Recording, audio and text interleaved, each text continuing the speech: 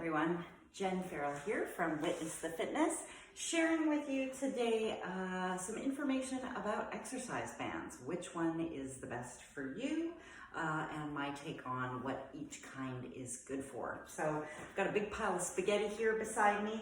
I thought I would maybe start with these long flat bands. So if you're just looking to start out with exercise bands, these long flat ones sometimes are called TheraBands.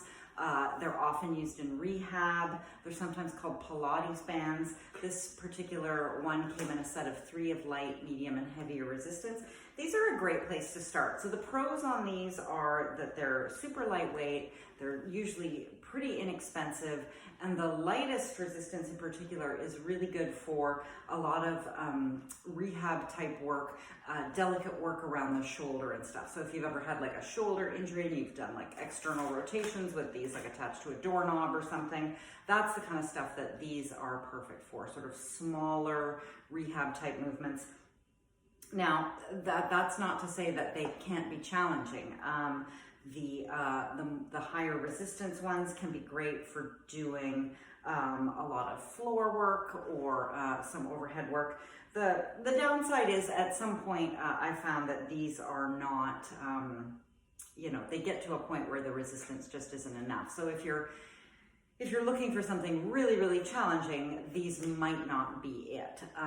But they are very soft, they're very flexible, they're easy to stand on if you're doing certain things.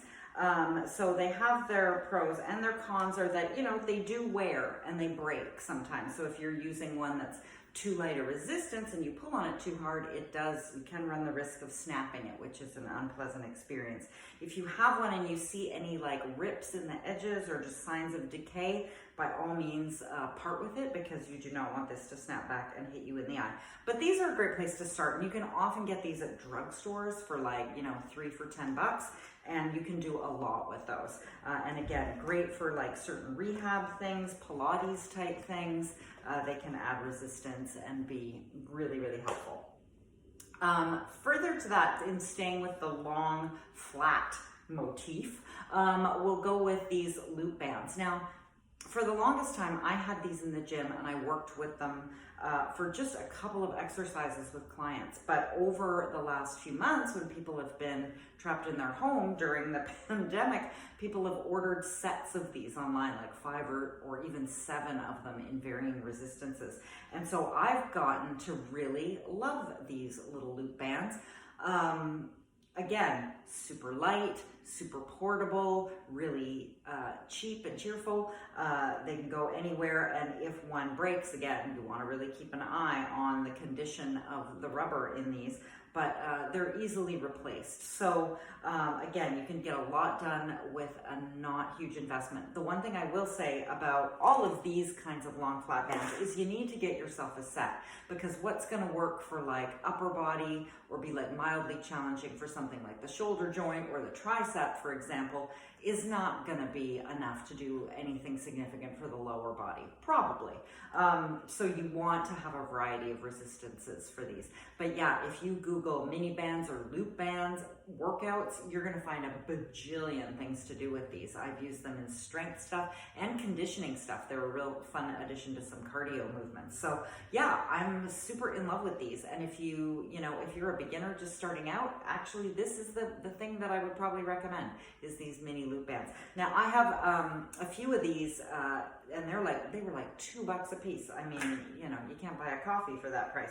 But then I also invested in these newfangled ones. So these are fabric and they're very sturdy, and they have it reminds me of like stay up stockings. They have kind of the latex or rubberized grip on the inside.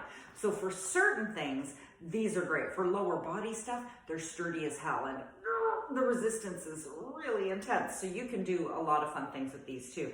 They aren't quite as versatile as like the lighter resistances of these, but if you're planning on doing lots of lower body stuff, or you want something that's gonna like last a long time, maybe be used outside, take a lot of abuse, I imagine, you know, I'll be leaving these in my will to somebody probably. They are just so darn sturdy. And again, they come in a set of 3 of light, medium, and heavy resistance. But their idea of light resistance is a lot more than this. So these are an option and they're great, but they might not be quite as versatile as like a 5 or a 7 set of the loop bands. But they don't slip. They don't, they don't slip.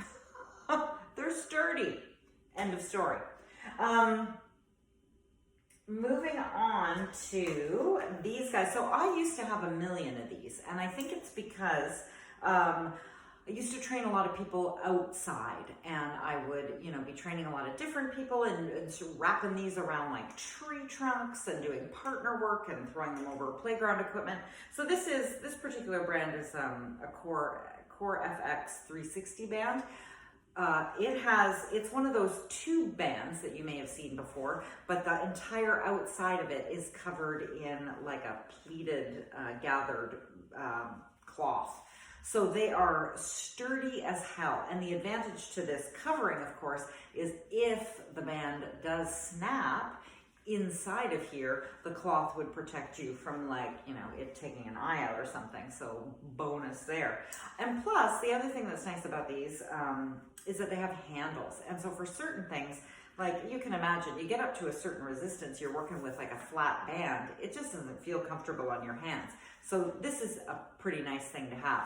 Now, these are not endlessly versatile, but they're great for if you've got a lot of space and if you want some challenging movements. So like I have done stuff where I've done total body things where I'm standing on these, or like I said, I'm doing pull downs from like monkey bars or a tree, or I can wrap them around legs of furniture and do like seated rows, things like that. So these are great, but as you're probably hearing, I'm talking about furniture and trees and running around outside. So they're not the most versatile thing for just sort of casual indoor use. And if you're a person who works out barefoot or in a minimal shoe, I'll tell you, standing on this big, thick covered tube is not the most fun thing for your feet, and it's slightly less stable. So they're great, but they're not great for everything. So it really just depends on your needs. What I like about these, again, is they come in a variety of resistances, and you can get various lengths too. So if you're like a really tall person and you need a heavy resistance band, this might be the right fit for you, right? Because some of these other bands, you might just not find that they're long enough or they're challenging enough for you. So if you're a more advanced exerciser, you're a big person, you have a lot of things to lash this to, and you really know your way around your exercise program, that might be the one. Although this might also be the one.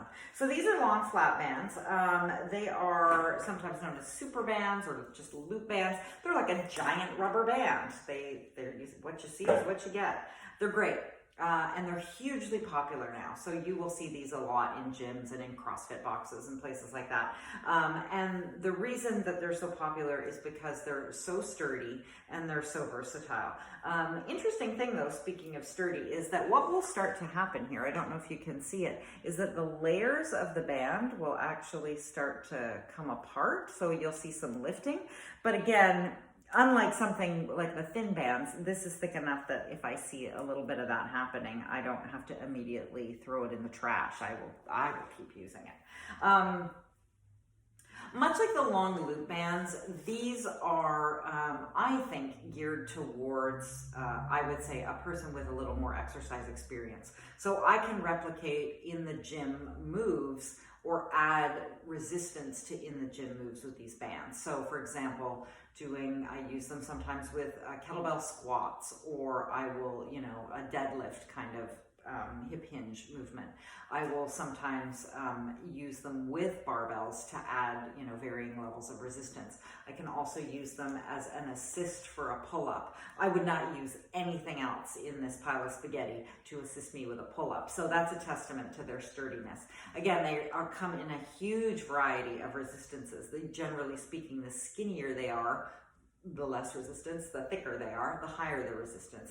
You could like tow a pickup truck with the resistance on some of these things. So again, if you're an experienced exerciser, you're looking for a lot of challenge, these might be the way to go. Downside to these, of course, is that there are certain exercises where I'm holding the band and I'm pulling and it's just ruining my hands. So sometimes, I'll MacGyver something involving a towel or another piece of gym equipment to ease the burden, because they are rubbery and, God forbid one of these gets away from you. Youch.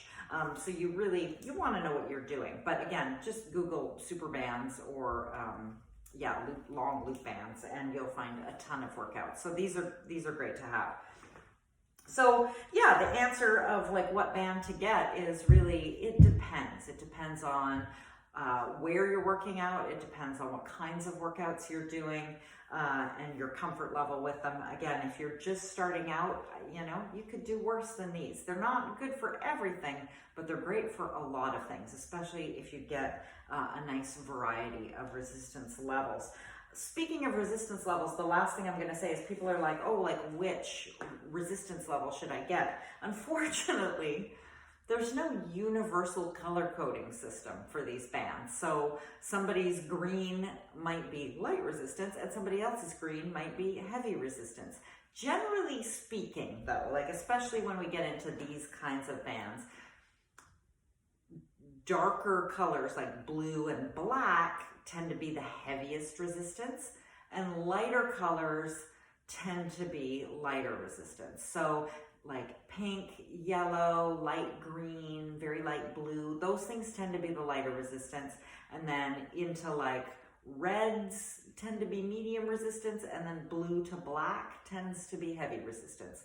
That is only a ballpark. Please do not take that as gospel, because like I said, there is no universal system. But yeah, in my experience, that's been the way it usually goes. I hope that helps. If you've got any questions about specific bands, specific exercises, if you want me to do a little mini program with any or all of these bands, just let me know in the comments below. I'm putting up a video every week, so make sure that you subscribe. And if you like this video, please like it and maybe share it with a friend who could use some help figuring out what the hell to do with all these. Thanks for watching. Have a great day.